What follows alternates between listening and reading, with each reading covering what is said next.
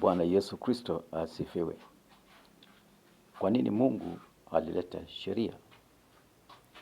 Tunaona kwamba baada ya Abrahamu kuahidiwa na Mungu ya kwamba kupitia uzao wake dunia mzima itabarikiwa, itapata wokovu. Tunaona kwamba Abrahamu alimzaa Isaka ambaye alimzaa Jacob. Jacob ndio aliitwa Israeli. Israeli walikuwa wanaomba miungu mingine, wanaabudu miungu mingine, na Mungu hakupendezwa na wana wa Israeli wakati wanaabudu Mungu mwingine isipokuwa yeye. Tunaona kwamba walipokuwa Misri walikuwa naomba miungu ya huko Misri. Walipotoka Misri wakija huko Canaan pia walikuwa wanataka kuomba miungu mingine.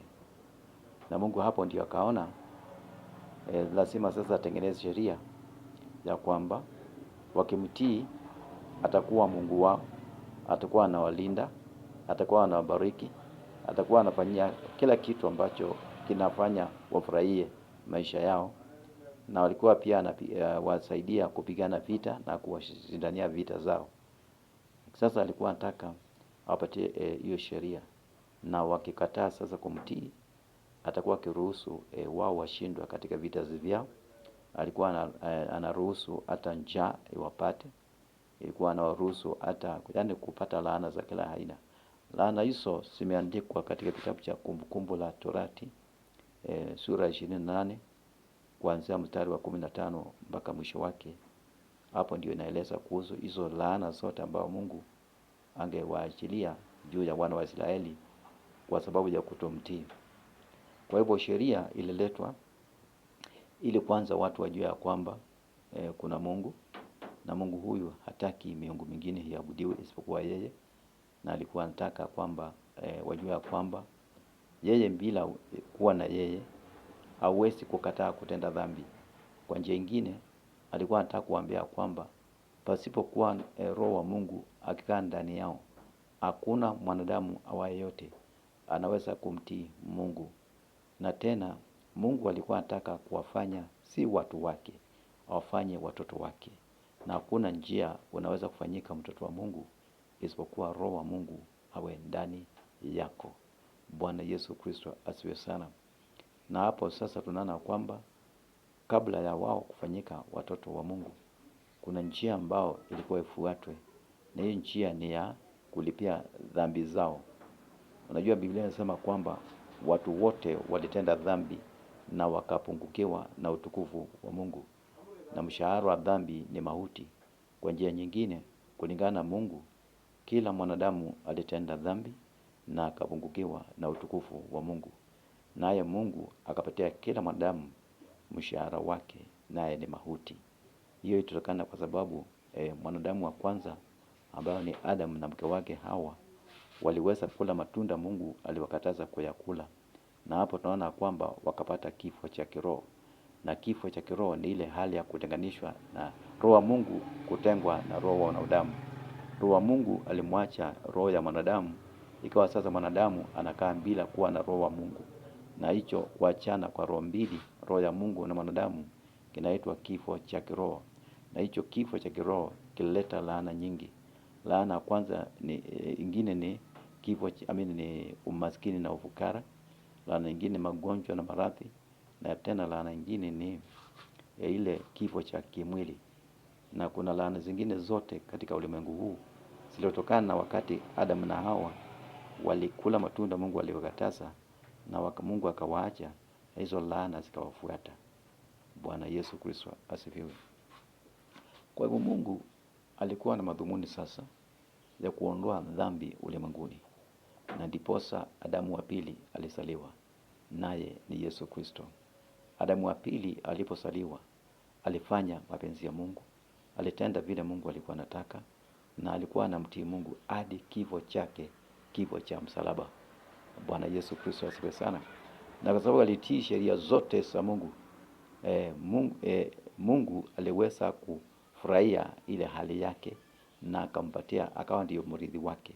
Yesu Kristo akawa ndiyo mrithi wa Mungu, na Mungu akampatia baraka zake zote, akampatia utajiri wake wote, yani akawa amemrithi. Na Yesu Kristo akakuja na sheria ingine, kwa sababu hiyo sheria ambayo Mungu alikuwa ameleta aliitenga, ilitandikwa msalabani, ilikuwa haina maana tena. Yesu Kristo aliweza kuitimiza yote na akaiondoa, kwa sababu sasa ilikuwa obsolete, kwa sababu haina maana tena. Biblia inasema kwamba kile sheria haingeweza kufanya, Mungu alitenda kwa kumtuma mwana wake wa pekee. Aliweza kutandikwa msalabani, ndiposa kile sheria ilishindwa kufanya, Yesu Kristo alifanya. Ni kitu gani? Baada ya mwanadamu, baada ya Yesu Kristo kusulubishwa msalabani, alikufa na akasikwa, akalipia madeni yote ya wanadamu kupitia damu yake. Laana zote zikaondolewa, dhambi zote zikavutwa, ikawa sasa wanadamu hawana dhambi tena, yule ambaye anamwamini Yesu Kristo. Yule ambaye hana dhambi ni yule amemwamini Yesu Kristo, akampokea kuwa Bwana Mwokozi maisha yake. Dhambi zake zote zinaondolewa, laana zake zote zinaondolewa, anakuwa kiumbe kipya. Roho wa Mungu anaingia ndani yake, anakaa katika roho ya huyo mtu ambaye amemwamini Yesu Kristo. Alafu sasa kuwa ana roho wa Mungu, anakuwa na akili ya Yesu Kristo, anakuwa na ile asili ya Mungu. Bwana Yesu Kristo asifiwe sana. Mtu kama huyu sasa anafanyika kuwa mtoto wa Mungu, kwa sababu amezaliwa mara ya pili. Ile roho yake ilikuwa imekufa, imefanywa kuwa uhai kwa sababu ya roho wa Mungu ambayo imeingia ndani yake. Kwa hivyo Yesu Kristo alipokuja na kutimiza mambo yote, aliondoa sheria.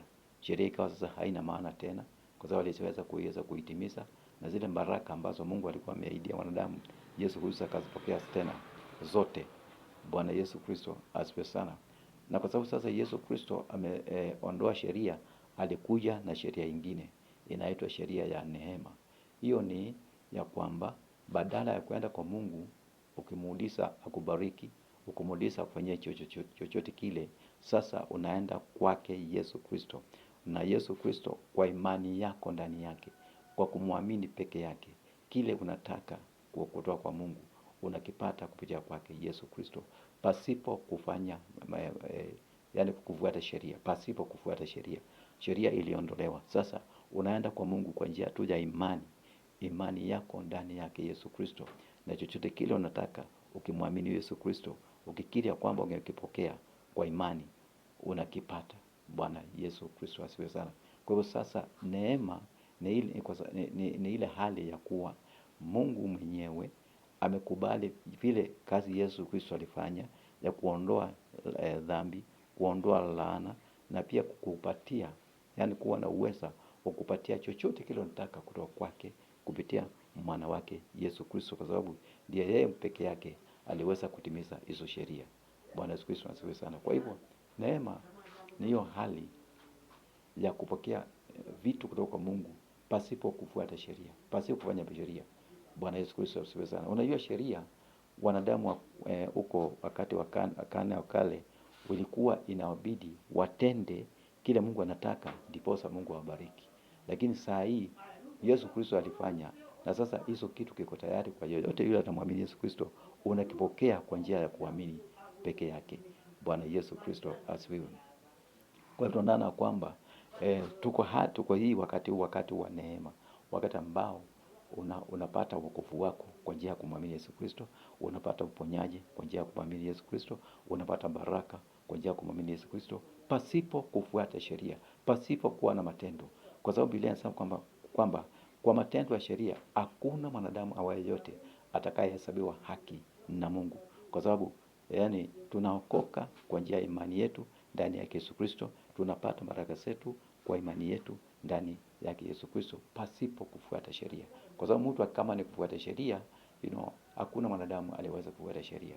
Na pia Biblia inasema kwamba hakuna mwanadamu angeweza kufuata sheria pasipo kuwa na roho wa Mungu ndani yake, asipozaliwa mara ya pili. Lakini sasa kwa sababu tumezaliwa mara ya pili, tuko na roho wa Mungu ndani yetu, anatuwezesha, anatuneemesha kujua mapenzi ya Mungu na pia kuyatekeleza kulingana na vile Mungu anataka. Yesu Kristo asifiwe sana. Kama uko mahali hapa na hujampokea Yesu Kristo, kuwa Bwana Mwokozi maisha yako, ningekusii umwamini, kwa sababu yeye peke yake ndiyo njia, kweli na uzima. Kwa hivyo kama uko mahali hapa, naomba kwamba uweze kuomba maombi yangu nyuma yangu. Omba: Bwana Yesu Kristo, nimesikia neno lako. Mimi najua kwamba mimi ni mwenye dhambi. Naomba nisamehe dhambi zangu zote, nioshe kwa damu yako, nifanye kuwa mwana wako. Asante kwa kunisamehe na asante kwa kunifanya mwana wa Mungu, kwa sababu nimeamini ya kwamba Yesu Kristo aliweza kufufuka kutoka kwa wafu kwa nguvu za Roho Mtakatifu. Na sasa nimempokea na namkiri kwa kinywa changu ya kwamba Yesu Kristo ni Bwana Mwokozi wa maisha yangu. Naomba nikiamini katika jina la Yesu Kristo. Amen. Kama maombi yao umeyaomba, wewe umeokoka saa hii, wewe ni mtoto wa Mungu, tafuta kanisa ambayo inaamini wokovu wa Yesu Kristo, uende mahali pale, uambie kwamba umeokoka, ungetaka wakusaidie kukua katika imani. Mungu na akubariki. Amen.